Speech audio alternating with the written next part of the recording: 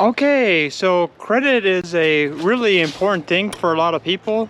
If you want to buy a home or you need to buy another car and you don't want to pay it in cash, well, you're going to have to borrow money.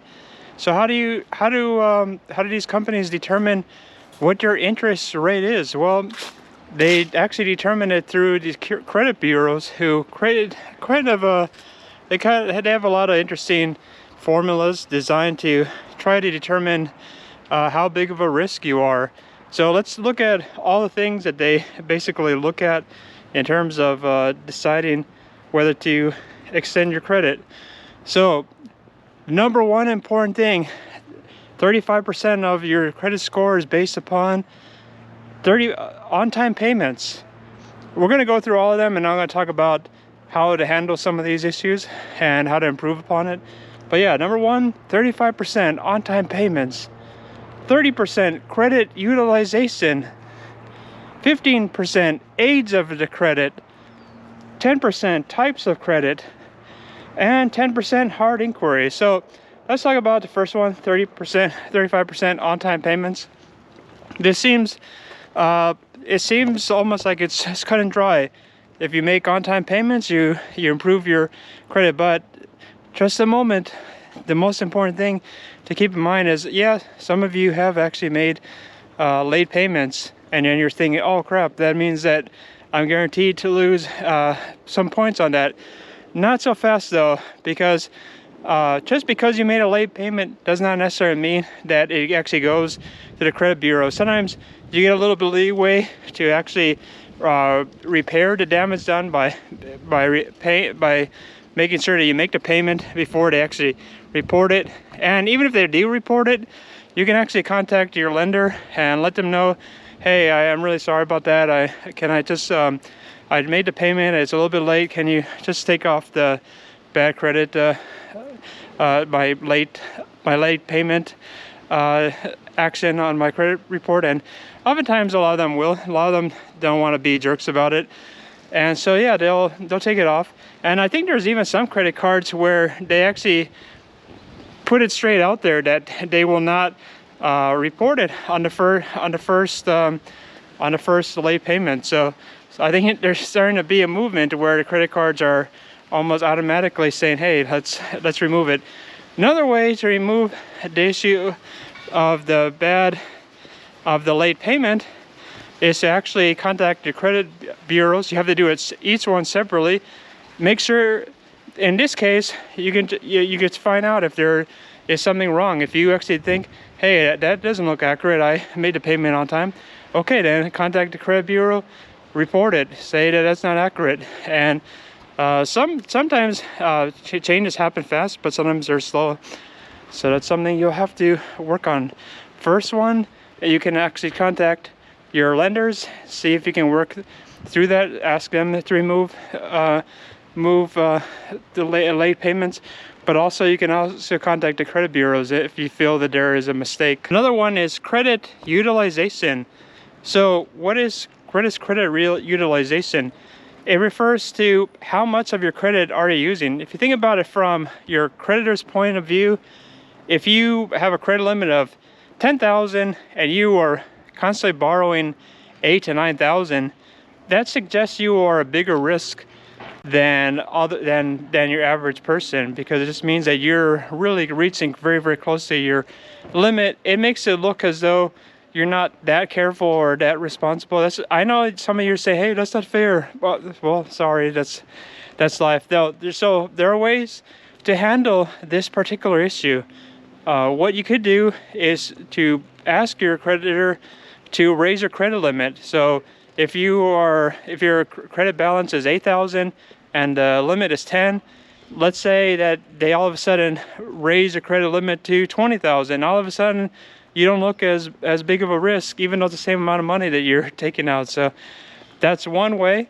Another way is to use only half of the amount with your credit card and use the other amount with your debit card. That way it will not show up as on your credit report at all. It just will not look as though you're reaching so closely to the limit just because you're using a debit card, which is very similar to cash.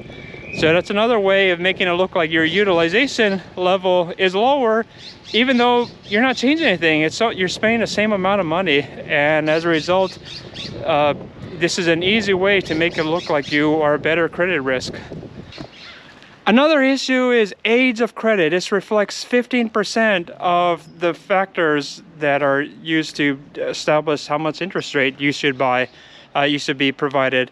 And so how do you actually improve the age of credit? Well, one way to improve it is don't cancel your oldest credit cards. Don't do it. Even if you don't use it very often, it actually improves your credit because it shows that your oldest account is still active, and it makes it look as though you're a lower credit risk just because you have a very old account that's still active. Another way, if let's say you're 16 or 17, you're like, hey, how can I establish age of credit? How can I show that I'm a credit-worthy borrower? Well, your parents could add you as an authorized user on their credit card. That's one way of doing things. And they actually, if they want to, let's say your parents are cheap and don't want to actually hand you a credit card because they don't know how responsible you'll be, they can authorize you, but then they can still decide not to actually give you the credit card. They can just authorize you as a user, and they can just hold the credit card and not actually provide it to you. So that's one way of at least improving your credit score without the risk of them thinking, hey, are you going to just spend the money on random things? So that's one way of doing the age of credit. The longer you have had credit, the more likely it is seen that you're responsible, that you actually know how to handle credit, because newer borrowers are a greater risk because there's less information about how they handle credit. So the longer the credit has been around, the more likely they're to believe that you are responsible. Okay, and the final way that the credit bureaus create a credit score for you would be hard inquiries. Now, hard inquiries are basically when you, like, let's say you apply for a mortgage or you apply for a credit card, and then the creditor or lender, it looks up your credit history to see if you're credit worthy. Now, the more hard inquiries you make, the lower your score will be, but it only applies for 10%. So even if you screw this up a lot, it's only going to impact the score about 10% at max. Now, why do they actually consider this? Why do they care if you're asking for credit? Well, if you think about it, if you're a responsible borrower, you shouldn't be sending out like 20, 30, 40 credit applications out there. That sounds like someone who has problems that underlying problems that are likely to be an issue long term. Like if you really are looking for mortgage or credit to borrow a car, you shouldn't be sending out mass numbers of requests for credit. That just looks strange to them. Now, it only counts for 10%, and the other issue is it remains on your credit report for 25 months, but in terms of how long this is actually considered as relevant, it's usually for only 12 months. So those are all the things to keep in mind in terms of your credit score.